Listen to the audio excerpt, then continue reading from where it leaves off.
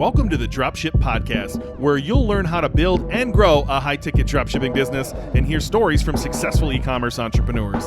Let's kick this thing off.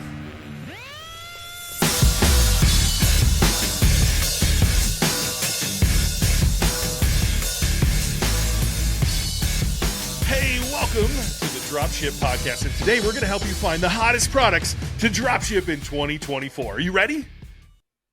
Is that good? No. I made $1 million last weekend dropshipping. Swipe up to find out how. I don't know. I'm trying to be whatever you saw on TikTok is not what we're trying to be. But go ahead, John. Do your best. Yeah. All you got to do is find the next winning product. Let's look for winning products. Fucking hell. And then next month, when you've pissed off the 150 customers you got at break even from Facebook ads, you have to find another winning product and spin up a new store. That's all you have to do. Yeah. So obviously that's not what we're going to teach you. I still can't believe that people are getting sucked into this shit in 2023. I thought this stuff was gone, but we keep getting emails, comments in Facebook groups, you name it, anywhere where people can get in touch with us saying, you responded to one today, like, I'm thinking of doing AliExpress dropshipping, and this person's offered to set up my site and my ads and winning products for me and blah, blah, blah. Should I do that? Almost regularly, I'm having people, I saw this guy on TikTok talking about low-ticket dropshipping, and I'm going to start with low-ticket dropshipping, and then I'm going to do high-ticket dropshipping later. And I'm like, what? What? It's wrong. Wrong. No. Big red. Have you got one of those big red lights you can put on the screen, Ben? I don't, but I just learned I have AI. Here's some hearts for you, John. Look at that. I didn't even know. If you're on the video, look what Ben can do. Yeah, get the Sonoma update for your Mac. But look, I guess this message is really just because we're hearing that so much. This episode, take this as a message to anybody who's thinking about getting started in dropshipping, that the AliExpress, the winning products, the guy who's going to set up my store for me and my ads is not the way to start. It never has been the best way to start, and it continues to really not be the best way to start. I mean, we've talked about that, why that is a lot on this show over time. Yeah. And there's a lot of reasons why it's not the best place to start. I don't know if you want to summarize, Ben, quickly what you kind of said to that the person who got in touch with us, like just today, I think, or recently. Yeah, I just can't imagine where you're like, man, somebody's going to set up a business for me and like they're going to find the products for me, they're going to run the ads for me, and like first off, they're giving this to hundreds of other people, right? And like I don't know how you get sold on that. Like, if you haven't spent the time, like going back to our old episodes, if you're just stumbling on John and myself, go back to the oldest episodes of our podcast, high ticket versus low ticket dropshipping.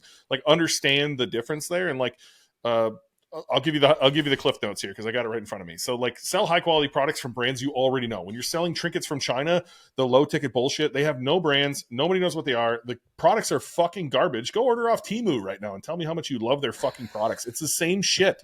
You continually have to find the next top product. It's dumb. You're also doing demand generation, where I think you should do demand capture. So you have to step in front of someone's feed and be like showing them this cool like skeleton hand that clips onto your hand, and they'll buy it because it's Halloween. Like, that's really fucking dumb. Whereas people are already searching for name brand pellet grills, name brand outdoor products. There's all sorts of brands and products people are already looking for, and you can become a retailer for those brands. That's what high ticket dropshipping is. And so you want to sell high expensive products, and the reason is it's just as easy to sell a $3,000 product as it is a $30 product. But let's do some math. You want to do 30,000 in sales, you need to sell 1,000 $30 products, right? 1,000 of those creepy hand things that maybe you'll sell. Or you can sell 10 $3,000 products from brands that people are already looking for, products they definitely want that are high quality products from local. If I'm selling in the US, they're coming from US brands that people are already looking for. You'll need less employees for 10 orders. You'll have less damages and returns for 10 orders versus 1,000. You'll have less overhead. And the best part is you won't like ruin your customer base. You won't have a bunch of people who are fucking pissed off about the garbage that you sent them in a heavily taped box that showed up 45 days later. It is a dumb fucking model. I don't understand it. Maybe if you're testing a product before you like launch your own brand, maybe that makes sense. But I genuinely don't know how this exists. Temu is like just waiting to be destroyed because they're selling the same fucking shitty products but have a brand name. Like, don't do low ticket dropshipping. It doesn't make fucking sense. Yep. Yeah, and not to mention like that, the whole winning products mindset, like this terminology that you're going to build a business and a brand around products, but like that people go into this with the acceptance that the products are going to stop working after a relatively short period of time, and then they're going to have to find new products that work. Like that seems really fucking dumb. Like, why would you build a business that's built around products that are going to stop selling, that you actually know are going to stop selling, and then you're going to have to go and replace them and magically find new products that are selling, and the acceptance being that if you don't, your business is literally over? Why would you want to build a business around that mindset? It doesn't make any sense. There is no logic to that. That actually is not a business, because a business is a repeatable process. That's the definition. So if you're saying I'm going to start a business around something that's not going to be repeatable at some point, and if I don't replace that, the whole business is fucked, then you're not starting a business. It doesn't even pass the basic definition of a business, right? So, like, I mean, high ticket dropshipping by comparison, you're not just selling one product, you're not just selling one product category often, and you'll sell the same product for years. They keep selling. They've been on the market in often cases for years, for decades in some cases. You're working with brands that have been in the market often for decades. They're established. They don't just disappear. There is no acceptance that, I'm going to sell this product this month, but next month it's not going to work anymore. Like that's what a business is. So to You're get building back an from actual asset too, right? Like, Yeah, you can't sell a low ticket yeah. business. Go on Empire Flippers, go on Quiet Light Brokerage. You will see zero low ticket dropshipping garbage on there, but you will see high ticket businesses. I've been part of them that have sold. I've consulted people who have sold for multiple millions of dollars. Like, these are real assets that you're building because they're repeatable, because they continue to grow over time. That you're actually, not just sending as much traffic as you can, hoping you sell a bunch of little skeleton hands for Halloween, and then, oh shit, what do I have to find for Christmas? God, I hope that one of the apps allows me to just, click a button and add these products. It's so fucking stupid. I just don't get it, John. I don't even know how to rant about it because it makes me so frustrated. Well, let's change this up then. Like, if we're saying that the winning products is not the approach to take, like going out and building a business around low ticket winning products and going on the product hunt and using product spy tool to work out what other Shopify stores are selling and then immediately sell exactly the same thing that they're selling. Like, what's the right way to do it? And so, this is exactly something that we take you through in Dropship Breakthru. I think this episode will come out while our Black Friday sale is running. It's our biggest deal of the year, dropshipbreakthru.com/Black Friday. Go and hit it up if you'd like to get started today, the right way to do it. But in that, we take you through exactly how to start a high-ticket dropshipping business in a profitable niche. And it all starts, and I'll just run through the steps real quick now, like the broad brush strokes of the steps. And I would recommend people go back and listen to a recent episode that we put out called Learn Who You're Selling To, because that episode is going to give you some useful insights here into how to come up with what you're going to build your business around. But we're focused on the customer. So the first step is to come up with basically a list of ideas of interests, passions, or ideal customers. So we focus on the customer first. And there's some very good reasons for why we do this. It flows through the whole entirety of how you build, manage, and run your business and grow it. It has implications for that whole process. This isn't just about finding products, but it helps us to find products. So go out and come up with a list of 20 ideas of things that people do, right? Or businesses as well. B2B definitely works, right? So like, just brainstorm it. Let your mind run wild. Look around you. Think about what your friends, what your family do. Go for a walk down the street. What are people doing? What are businesses doing? Right? So like, for example, I love surfing. Surfing, that's something you do. Ben loves playing golf. That's something that people do. Right? So you come up with a list of things that people do, and you want a business that is defined by that you're serving that group of people. And there may be some different sort of individual customer avatars within that group, which we talked about in that recent episode I mentioned. You don't worry about that for now, right? You want that definition, because when you know the customer you're going to serve, the next question is then, what products do they need to do that thing that they love to do, or that they're passionate about, or that they're interested in? Or if it's in the case of a business, what products does that business need to provide the services that they provide to their customers to solve their customers' problems, right? So once you know, you go through that, and the next step, you know who you might sell to. You can work out then what products do they need. You can ask the question, are those products high ticket products? Right? So go and you can go into Google and type in the product categories that you think of. So once again, like if I'm talking about people who surf, okay, so they need surfboards, right? They need wetsuits.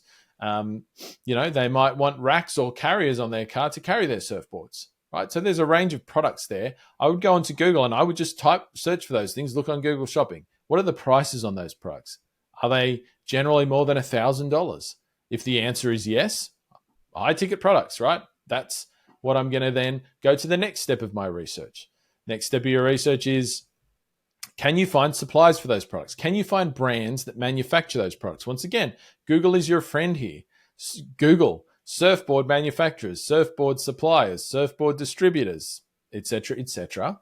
And you're going to find brands that either supply or produce those products. Those are your suppliers, and you're looking for ones usually that are in the same country that you're in, right? So if you're in the US, you're looking for suppliers who have products warehoused in the US, and you're going to be selling them to people in the US. Once again, one of the advantages of high ticket dropshipping is that you're not bringing stuff in from China, you're selling stuff that's already in the US to people in the US, so your shipping times are what people generally expect shipping times to be. A matter of days, a week at the most, usually. So you go out, if you can find suppliers, you can also look at websites for people who are already selling those products and see, do they have their brands that they sell listed, right? Those are potential suppliers. So you can put those onto a list. Now you know the suppliers for those products. You want to have a look at how much competition is in the market. Competition is important. I won't dive into this in any depth here, but if you're in the US, you ideally want to see 15 or less direct competitors. In most cases, there'll be always some exceptions to that, but that's a good number. 15 or less direct competitors who are targeting directly the same ideal customer that you have. Once again, you're not counting eBay or those big sort of marketplacey type places as your direct competition. They're not. We're talking about stores. If I'm going to build a site that's dedicated to people who want to buy, who are into golf simulators in their home, your competitors are other sites that are focused around selling those things, right, to that ideal customer. So if you can see 15 or less, awesome. Keep moving ahead. Past that, you want to have a think about, how much traffic is out there. How much traffic, how many people are searching for those products online. Once again, you don't need to dive too far into this. I honestly believe for any products that you can find people's competition and suppliers for, there is enough traffic out there, right? Because if there wasn't, there wouldn't be competitors selling those products online. And this is one of the reasons why we do want to see competition. Because if there are people selling those products online, then there is a market for those products online. It's kind of the definition, right? Whereas if you saw nobody selling the products you've thought of online, then maybe there's not really anything happening there yet, and you might need to do a bit more further research. But those simple things are going to tell you that there is a market for your products online. You want to see competition, you just don't want to see too much competition. Then, past that, I think, there's a few other factors you could look into to compare one thing to another. Like you could think about like how big are the products? Are they big and heavy? That's not to say that you can't do big and heavy products. But if you've got two ideas and one is big and heavy and one is small and light, you probably want to go for the small and light one, right? Because that might give you a better, an easier journey. But I mean, those are the main things I'm looking at, Ben. Anything that I've missed out there? No, I think it's just good to give examples, right? So I pulled up our spreadsheet literally from our course. There's a few in here that we've talked about for sure, right? Like health nuts, wellness, B2B folks, they're looking at saunas, right? And so you're like, wow, could I sell saunas? Sure. Let's go look. What's the average price? Well, above $2,000, right? They go well up to 10 grand or even more. shipping sometimes could be a nightmare, sometimes could not. Most of these businesses have figured this out, if I'm honest with you. Definitely an enthusiast market at this point. Andrew Huberman has made this sexy. There is suppliers galore in the marketplace for saunas at this point. There is competition out there for sure. It's starting to get a little bit loaded, but again, really look at who is there, because I'm ignoring the one unit at Lowe's or Costco. I'm ignoring Amazon completely, if I'm honest with you. And then there's a lot of people out there who just throw fucking everything onto their site. And so if they're selling saunas and pellet grills and outdoor fire pits and all, like, fucking everything under the sun, they're not your competition, honestly. Like, they're idiots. And so, like, go look at who's your actual competition, who is selling to the same person that you're thinking of. And honestly, the traffic's going to be there too. And so, like, that's an easy one. What else you got on this list here, John? People who love their pickup truck. That's one of my favorite ones, right? Like, I definitely live in that part of the world here in Wisconsin. And so, the bumpers, the winches, there's all sorts of things that can go with pickup truck type vehicles here, F-150s, bigger, Silverados in America that are definitely high ticket. And they fall into this thing. Off-grid solar power products, off-grid appliances, things like that. People with allergies, air and water purification products. Like, really think through the human here, and you'll start coming onto products. And I would encourage you, if you've just started hearing about high ticket dropshipping, do yourself a favor and ignore any list you see. Anyone who says top 5 products for next year or my 100 products, like, just ignore those. Yeah. First off, we've been through some of those lists in past episodes, and they're fucking terrible. And then the ones that they do mention that are actually decent ideas, they were probably good like 5 years ago. And why they're on these lists doesn't make any sense. Like, e-bikes is a good one. I bet they're still on a bunch of people's lists of, like, definitely get into e-bikes, bro. That's the dumbest idea you could come up with this year. And we've shit on it before. If you need ideas, look back in our archive at the good niche, bad niche episodes. John and I have done a ton of them that really help you think through these. Like, this is episode 240 something, I believe, that we're recording right now, John. We have done so much around the idea of high ticket dropshipping, why it's better, compared it to other business models, showed you how you could start for less than $500, showed you how easy this can be, not easy, simple, how simple this process actually is, showed you examples, real world examples that John and I have built, that our business partners have built, that other people in our course have built. We brought on students who have been successful in this business model. We have done everything possible to show you that we've been around, we're still doing this stuff, and it still works very, very well, and you can build a really great business. And so, I think our body of work speaks for itself, John. I just want who's ever listening to this, if this is your first time stumbling into this because you were looking for the next hot product, I hope this sends you down a rabbit hole of learning about real business and, like, how you can build a real asset here. And if you're ready to join us, like John said, our Black Friday sale is running now. dropshipbreakthru.com/Black Friday. Hop on in. Let us show you over the shoulder exactly how to build one of these businesses from scratch. Thanks for listening to the Dropship Podcast. You can find all the show notes for this episode at dropshippodcast.com. And if you're ready to take the next step in your dropshipping journey, we invite you to join us inside Dropship Breakthru, where John and I will walk you through step by step in starting your own high-ticket dropshipping e-commerce business. But that's not all. Dropship Breakthru will also teach you everything you'll need to know to grow your business and take it to the next level. So head over to dropshipbreakthru.com and sign up for our free training that will help you take the first steps towards building and growing your own profitable high-ticket dropshipping business.